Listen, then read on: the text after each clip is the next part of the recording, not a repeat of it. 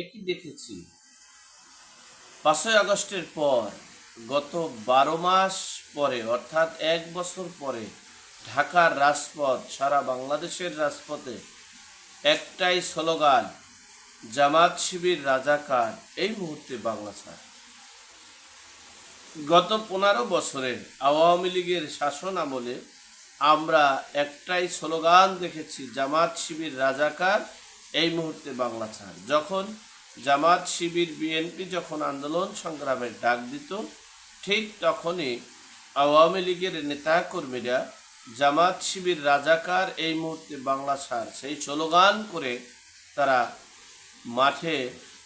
মাঠ কাঁপিয়ে ছিল এবং মাঠ দখল করেছিল। কিন্তু 5ই আগস্টের পর শেখ হাসিনা চলে গিয়েছিল। সেই শেখ হাসিনা চলে যাওয়ার পর আমরা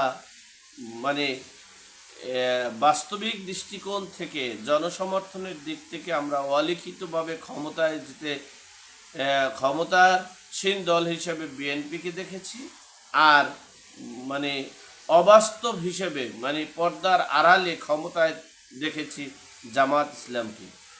আজকে সেই বিএনপি এখন তাদের অস্তিত্ব টিকিয়ে রাখার জন্য স্লোগান একটাই, জামাত শিবির রাজাকার এই মুহূর্তে বাংলা ছাড়।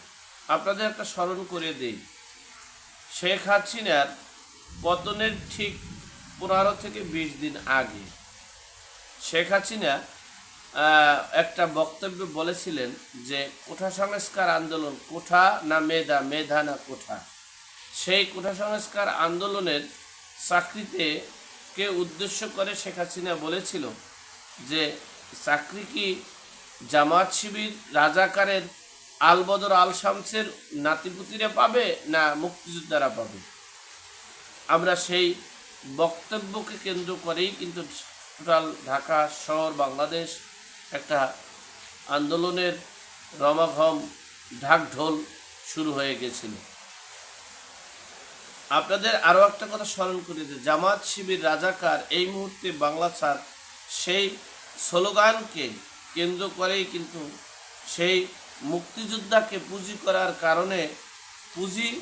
করে রাখার কারণেই কিন্তু এই আওয়ামী লীগের একসময় এই মুক্তিযোদ্ধার পুঁজির কারণে তাদের দেশ থেকে পালাতে বাধ্য হয়েছে।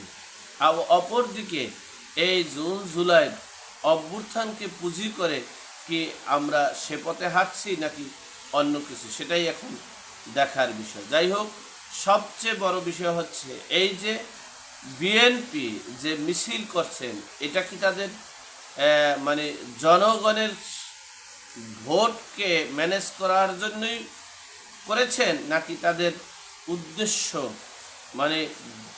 তাদের লক্ষ্য পারপাস এবং তারা যে মিশন এবং ভিশন বাস্তবায়ন করতে চাচ্ছে সেজন্য করছে? কারণ হচ্ছে আমরা পিছনে দেখেছি ইশাক সাহেবের আন্দোলন, তিনি মেয়রের সকল দিক থেকে বৈধতা পাওয়ার পরও তিনি শপথ গ্রহণ করতে পারেনি।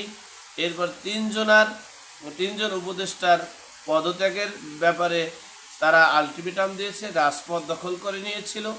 কিন্তু দুঃখের বিষয়, জাদুর কাঠি পেয়ে বা জাদুর কাঠি কাছে গিয়ে সব কিছু হারিয়ে গিয়েছিল এবং এরপরে তারা আন্দোলন সংগ্রাম আবার নীরবতা পালন করেছিল।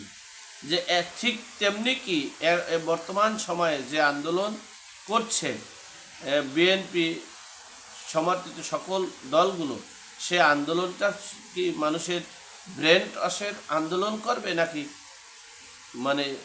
প্রকৃত রাজনীতির স্বার্থ হাসিলের জন্য আন্দোলন করবে, সেটাই এখন দেখার বিষয়।